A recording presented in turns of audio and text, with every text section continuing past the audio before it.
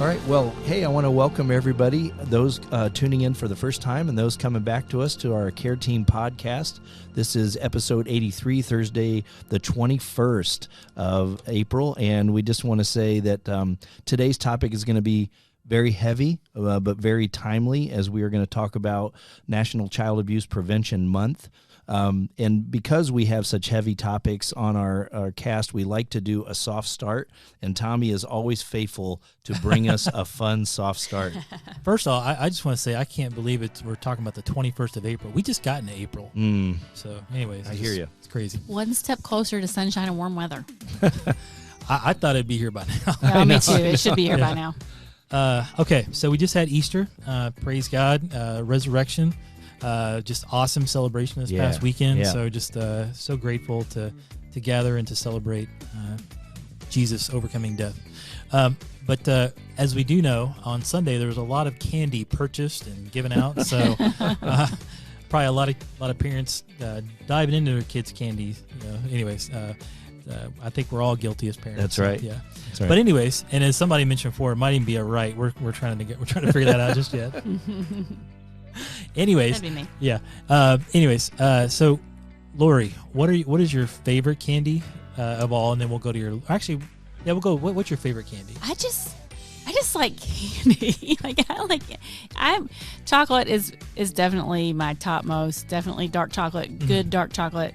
But I like any kind of candy at Easter time. Anything in particular at Easter that just stands out? I like all jelly beans. Okay. I've been kind of addicted to the Brock's red jelly beans this year. It's a mixture of like cherry, strawberry, raspberry, watermelon. Okay. The best. I just finished off my stash like 5 minutes ago. I like traditional, just colored jelly beans, except for the gross ones. The white and the pink ones are gross. Those are always the ones She that are does left. have a least favorite. Yeah. She was saying she doesn't, but I think those might be the least Yeah. favorite. Yeah. So no Harry Potter jelly beans in your future. No. And one of the things I really like that a lot of people don't are the little. They come in a styrofoam egg carton. Oh yeah. And they're I chocolate like covered those. marshmallow eggs. I love. I like those. those too. Okay. Yeah. Right on. Tom? Yeah. My favorite has to be Starburst jelly beans. Discovered Those those are probably good. about 15 years ago. Yeah. And they've been a staple ever since. And those of you who know me, I love jelly beans anyway. Yeah. And Starburst jelly beans are up there. Yeah. For me, it has to be the Reese egg. I mean, I know that's a classic for most people. I'm convinced there's something they do with the Reese egg at Easter time that they don't do the rest of the year. Oh, with that's Reese's, funny. So. More sugar, maybe. Yeah, maybe that's what it is. Yeah, but it's delicious. Yeah. It's Easter, so it's more love. Yeah, that's what it is. Yeah. More peanut butter in there. 'Cause it's, Yeah. Now, what about your least favorite candy? Well, when you were bringing this up, it was really hard to think about a least favorite because Easter. Now, at Christmas and even Halloween, I can think of things that people give out I don't like. Yeah. Easter's tough. I think you stumped me on that one. If you had to get rid of one, though. If I had to get rid of one, I'd probably go with what Lori was saying, and I would get rid of some of the traditional jelly beans. Okay. Yeah, Right on. yeah. Right on. Now, besides the gross pink and white jelly beans, probably The pink ones are I have a bad. strong opinion about that. I agree to disagree. So. The malted, whatever. They're like malt balls, only they're egg shaped. They're chocolate Really? covered. I Okay. don't like those at all. I like What? those. Those are good. Yeah, Yeah. I like those too. If I had to go without one thing, well, my second to least favorite is anything Hershey because it gives me migraines. So, sorry Hershey, but the absolute worst though, if I could get rid of anything, it would be the Cadbury eggs. I cannot do Cadbury. What? Yeah, That's my second favorite. Oh, like is the it? mini eggs or the cream eggs? either one. Now, I don't like the cream eggs, but the mini eggs that are like a giant M&M with a hard shell on them, Yeah, I can't. Do I it. don't It's like not- the cream filled ones. They kind of gross me out a little. they're a little rich. Yeah, Yeah. there's And just then some, they look so much like an egg. I can't do that. I think Tommy's anti-British. That's what it is. Yeah, yeah. Cadbury's a British company. You heard it here, folks. That's exactly what it is. Yeah. Well, but as we dive in today, just as Tom mentioned, we have a pretty serious topic today, and a pretty serious issue, and that is the maltreatment of children. And we know that it's National Child Abuse Prevention Month, and we just want to bring awareness to that. And because it maybe it's not impacting somebody in your household, but it could be impacting somebody that you know, whether it be a friend or their children or a relative. So, yeah. And I want to say right up at the top of this that we're not talking about correcting children. No. We're not talking about a little swat on the bottom when they're 2 years old because they ran into the street and you're trying to save them. We're talking about both mental, emotional, and physical abuse, things that are going to leave lasting effects. Or did you say sexual? I didn't. Oh, okay, yeah. So even yes, that, yeah. yes. Just some of the statistics, we were talking about this before, are just staggering. I mean, like it says here, the national rounded number of children who received a Child Protective Services investigation response or alternative response for 2020 was 3,145,000. Wow. And when you start thinking about the number of children, and one of the things we were talking about too is, the amount of money it costs to do that well, and how we could better our society with, instead of having to do investigations, you could spend that money in other ways too. But when you start thinking about the percentage of children, so like it says here that in 2019 an estimated 1,840 children died as a result of abuse and neglect. That's an average of 5 children a day. And that they, it says here, however, studies also indicate significant undercounting of children maltreatment facilities by some state agencies by 50% or more. It says that's roughly 25% of your child's elementary school class. Wow. So 1 in 4. And that's so hard to even kind of fathom. And I'm really glad you mentioned neglect. And that's withholding things like food, housing, clothing, medical care, supervision, but even attention. Keeping kids away from education and school. Believe it or not, all of that falls under neglect. And I can remember a guy that I was friends with who passed away a few years ago, but he was in recovery, good dude. But his parents used to, the way they would punish him is when he was a kid, if he got in trouble, they would literally pretend he didn't exist for a week. Whoa. That's awful. That was their punishment. And as an adult, he's in his 40s when I met him, as an adult, he used to talk about, I would have rather been hit or had, some immediate consequence. He said, that was the worst kind of torture. And so sometimes we don't give neglect the power that it has and how that can really change someone's life forever. Yeah. That's, I hadn't even thought about, just not even treating a child like they even exist. I couldn't imagine, when you start thinking about the second, third order effects and what that's like and what the child is thinking, and the just the effects that's going to impact them the rest of their life. One thing Jill and I were talking about just this past weekend, Rick, our adult ministry pastor, he was talking a couple weeks ago about his interest in understanding, not really, I don't want to say interest, but like just this drive to understand cults and how to identify cults and things like that. And so Jill and I, we were listening to something about cults, and they were talking about in this particular cult, when the child got in trouble, one of the things they would routinely do is turn the stove on and put their hand on the stove. Oh, goodness gracious. Oh, my gosh. And burn their hand, just to say, like, you don't do that anymore. One thing we were talking about too was before we got started was fentanyl, and just thinking about how many times are our children I guess it's like a combination of neglect would be if their parent is using and abusing drugs, and right. In a study of 513 children exposed to drugs, and this is in utero. Rates of abuse were 2 to 3 times that of other children in the same geographical area. And so, like, just thinking about, kids who are being exposed to drugs is just, from conception, through their lifetime. People need to know that that's actually considered by law abuse in most states. Yeah. So if you're listening, and first of all, we want you to get help for yourself anyway, but if you're listening and you're struggling with addiction and you have children, you need to know that you could be arrested and be in trouble just for doing that in the presence of minors. And so not only for yourself do we hope that you would get help, but also for your children. Yeah. Yep. And again, folks, we're, some of these statistics we're reading, ourselves, and just it's hard to even to say these statistics. You think about the number of children. Like one of the things I read earlier was that the number of children who are referred to or that there's a phone call about CPS every year that can fill 10 modern football stadiums. Wow.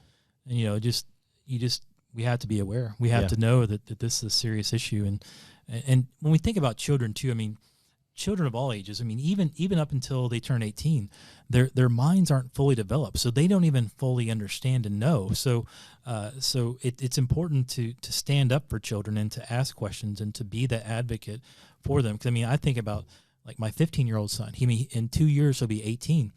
He still doesn't understand, certain things that are important and why it's important. And so it's so important as us as adults. And as a church to be aware of what's happening. There's a saying that hurt people hurt people. Yep. And so you were talking about the positive things you want to teach your son, but the other thing to remember is that we pass on our sins, and abusers create abusers. Yep. And I think about what Jesus says about, better to have a millstone tied around your neck and be drowned in a lake than to lead one of these little ones astray. And so the responsibility we not only have as a child's parent, but even as a Christian community and a community at large, to watch out for abuse, to support one another in parenting. I wanted to read, if you guys will give me a second here, I'd love to read a list of just, if you live in a community, you live in a neighborhood, you're around kids, to watch for these signs. Frequent bruises, and this is especially in places kids don't usually get bruises. Weird stories to explain injuries, not wanting to go home, avoiding the abuser, whether that's a parent, a guardian, an aunt, an uncle. Avoiding being with others in general, just kind of becoming reclusive, showing signs of emotional trauma like fear, anger, trouble relating or trusting others, being sad or depressed, being a bully to others, just like we were just talking about, kind of passing on, imitating the behavior, hurting themselves like cutting, having nightmares or trouble sleeping on a really regular basis, acting out in class, having trouble paying attention, being hyperactive, and then things like using drugs and food, et cetera, as an addictive sort of escape. Yeah. And that's not an exhaustive list, but those are things to be watching out for. I mean, as you're reading that, I was just like, man, like that's just... And what makes me kind of sad about that, you think about these kids, and they grow up in these ways, and they have no idea that it's not normal or it's wrong, and so they don't say anything, or they're afraid to say something. It's heartbreaking. Well, no, and I love that you brought that up, because I know we've talked in the past about, individuals and families that we see here at church, or things we've read about or see on the news, or things you hear or read about. There are people who simply don't know that what they're doing is not either socially acceptable, or that what they're doing, they don't know that it's illegal, they don't know that it's immoral, they don't know that it's not biblical. And so it's so important to catch that early, because when they start building these habits and these rhythms and these they start having these lifelong trends of doing something or coping in a certain way, it's like it can just be really tough to break. Yeah, so it's good. One thing you were talking about on that list, as I was thinking about one child in particular, I remember it was just devastating. We were helping out at a missions downtown, and at a what do you call it, a park, and this little kid walks up, and I'm like, this kid is no older than 4. And the kid just start walking away, and I'm like, where's this kid going? Like, there's no parent around. And my kids were like 10, 7, and 6 or something, or no, something like it, between 10 and 6, somewhere in that age. And I was like, I would be nervous if any of my children, let alone a 4-year-old, was running around. And so just understanding that, like, some people would argue, well, we were doing that when we were 4. Some people would argue, well, it's the news, and we just know more about these cases and things that happen. But at the end of the day, it's still a dangerous thing to do, to let your child roam. Absolutely. And, Lori, you reminded me of something I was told a long time ago. And good friend of mine I've mentioned on here before that was a mentor to me for a long time used to say, when kids are growing up, a lot of times that concept of God, especially knowing Jesus personally, isn't there. And the, in quotes, the God of their life is their parents. Right. And so even though we might look at their relationship with their parent and say that's abusive, et cetera, they love their parents.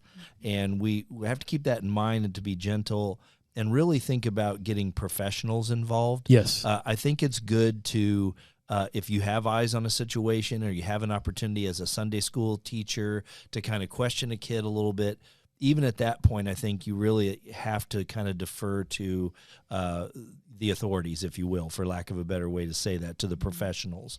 You could cause more problems. You might be wrong. There's just lots of reasons to be cautious of entering to that. Now, if you think the child's life is literally at risk, then maybe you keep the kid there at church and keep eyes on them and you call 911. Yeah. But still not trying to necessarily intervene on your own or come in the way of this. Oh, yeah.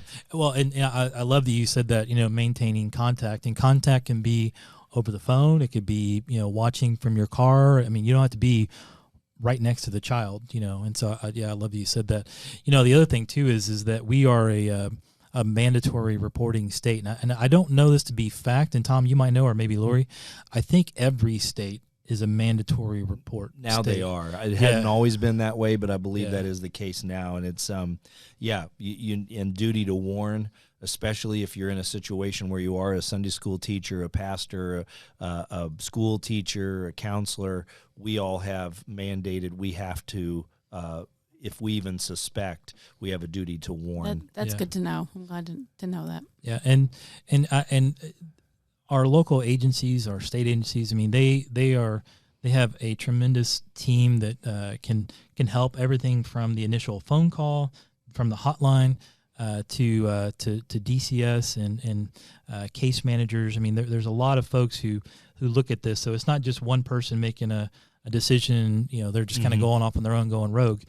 So I think it's important to know that it's a comprehensive solution. So you're not going to get just like, officer so-and-so is going to get involved and it's going to be, I know it's all over. It's like, no, there's a tremendous amount of people who have to step in there. So, I actually spent only 9 months because the job was so devastating to me, and that's coming from someone who's been a counselor for most of their adult life. But I was a child welfare advocate and specialist for about 9 months in the state of Illinois, and I just want to kind of come behind what Tommy just said. And we owe these folks a lot that have a heart for families and kids, and the stuff that they have to see day in and day out, week in and week out, to help children. They need our prayers. They need our prayer support. They need our encouragement. Like I said, I've worked with addicts. I've worked with really tough stuff, and I could only take about 9 months of that. It was incredibly difficult to be a part of that. I have a sister that worked in that for years with troubled children, and it took so much toll on her. She finally stepped out of it, and she sells eggs now. Like she couldn't do it anymore. Yeah. I just think about stepping into spaces and trying to extend grace and to love people well, and just sometimes sometimes we just need to be, present for children. I mean, but if they're being abused, it's absolutely, so important to report it.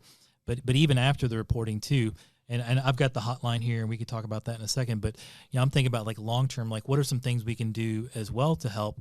Maybe God is tugging at your heart to do fostering. A lot of times there's like emergency foster placement, and I know places like the Child Place, which is local to us in the next county over. They're very busy, and I know that they are always looking for new foster parents, and there is a process to it. I don't claim to know that process. And there's short term, long term, and adoption. Yeah. So I think what Tommy said is great, that there's sort of emergency placement where you would literally be watching these kids and caring for them and loving them in the sort of, if you will, like it'd be like the version of going to the ER when they're in that emergency state. They've just been removed from a dangerous situation. Sometimes that can be a 24-hour thing. Sometimes that can be like a week, but it's very short term. Yeah. Then there's long-term foster placement where you might be with them through couple years. Yep. And then sometimes it can go longer, and you can even start looking at adoption. But don't let, I've got to adopt these kids if I help them. No, there's all levels of being able to help and step in.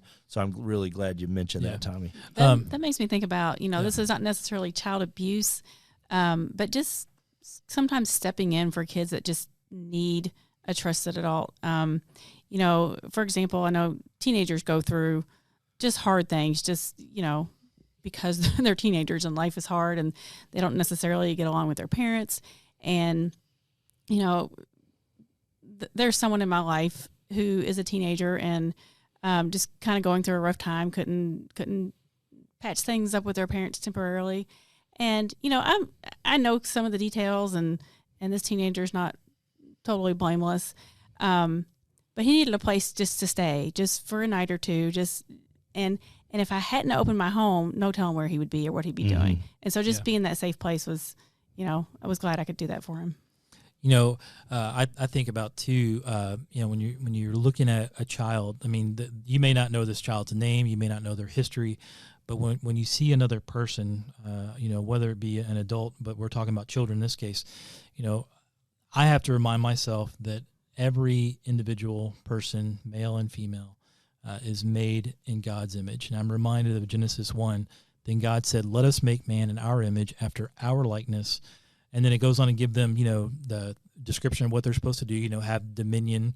And then goes on to say, so God created man in his own image. In the image of God, he created him. Male and female, he created them. And so just when we see this over and over again, it's just seeing that God created men and women and that they are created in God's image. And so we're looking at somebody who's a reflection of God. And so we need to, I would just encourage people to think about it in that perspective. Yeah. And I want to just jump on that and talk about the innocence of children too. Now, when I say that doesn't, I'm not saying that children don't sin, right? In fact, we're pretty much sinning from birth. When I say innocence, what I mean is children do not fend for themselves.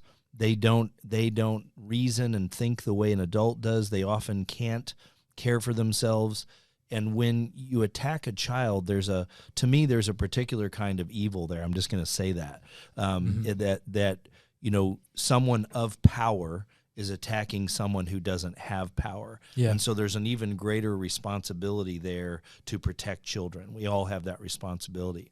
And I want to share this maybe for some adults that are listening that went through child abuse, and just encourage you that our church, our care night, counseling, are good places, are places that will help you. I've shared this with my colleagues before here at the church. A really poignant time for me. I was running a men's group at a residential addiction center. And so we were having kind of a talk therapy session, and a gentleman spoke up and said that he knew his dad loved him because his dad used to tie him up in the basement and whip him with a razor strap. And for those of you who have not been through that, you can't fathom what that means. But we have to remember that kids equate attention with love. We talked about how a severe form of neglect, we opened with that, was ignoring a child. When you correct a child, they really see that as you caring for them, right? That a good friend of mine used to say, bad breath is better than no breath at all. In other words, they will see that attention as love and care. But of course, that is not love, and it breaks down the spirit of a child. And so, if you're an adult who has suffered this, I just my prayers and my sympathy go out to you, and I just encourage you, get in some therapy, get in some counseling, come to our care night, come to our church. Come down after a service. We'd love to pray with you and get you connected. And if you're listening and you don't come to this church, you're not in this area, same applies. Get to your local church. Find a Christian therapist in your area. There is healing from this. God can make all things new. God can redeem your story. God can use your story to help others, help other parents that are suffering from being abusers, help other people who have suffered abuse.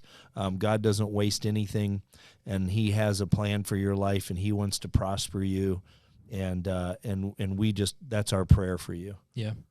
Well, and so as we wrap up, I just kind of want to talk about, the child abuse and neglect hotline for Indiana.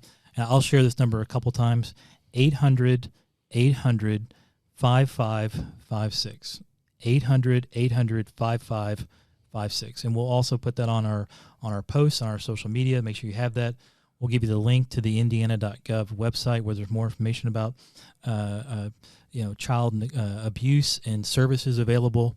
And I want to let you know too that if you're ever in doubt, go ahead and call.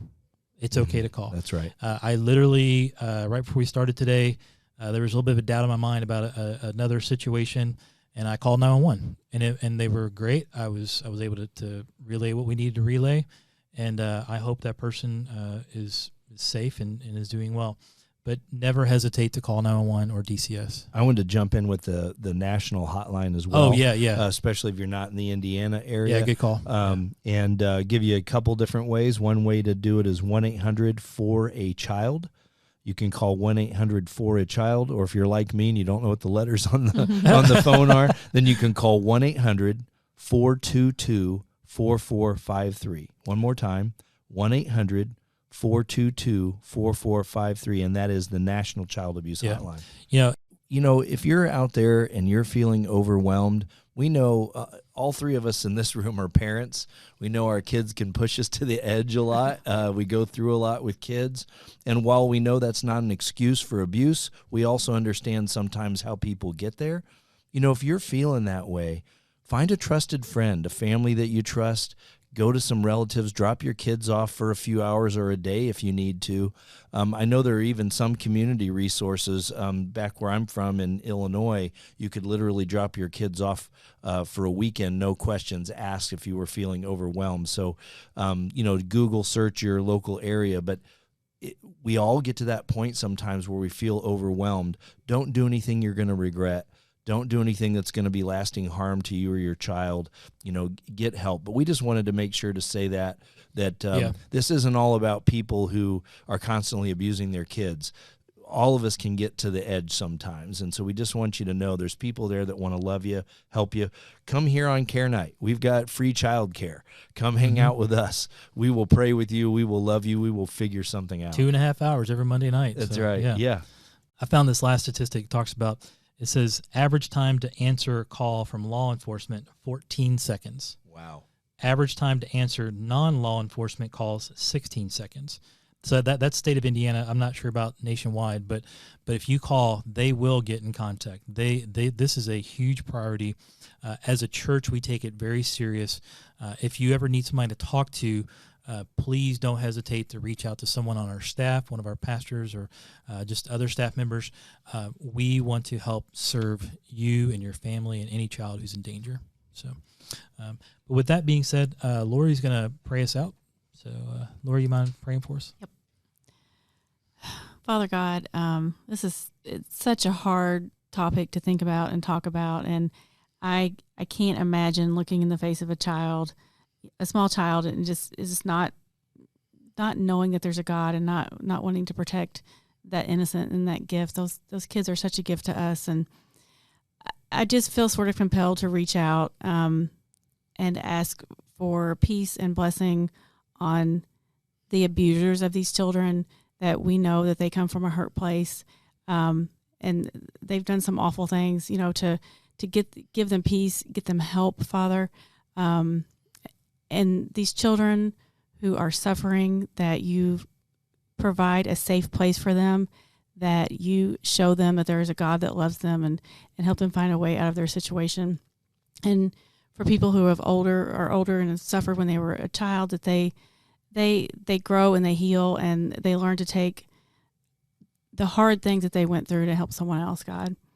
Thank you for the gift of children. Thank you for the gift of being someone, a parent who, has those children that we get to love. Thank you for that. We just ask for your protection for the most innocent in this world, God. We love you so much. In Jesus' name, amen. Amen. Well, don't forget, you can check us out every other Thursday morning at 7 a.m. on Facebook, Amazon, Spotify, YouTube, or Apple. You can also go to mynorthside.com/care. And again, we're going to post some additional resources on our social media posts when we hang this if you have any questions. We love you guys, and we'll catch you next time.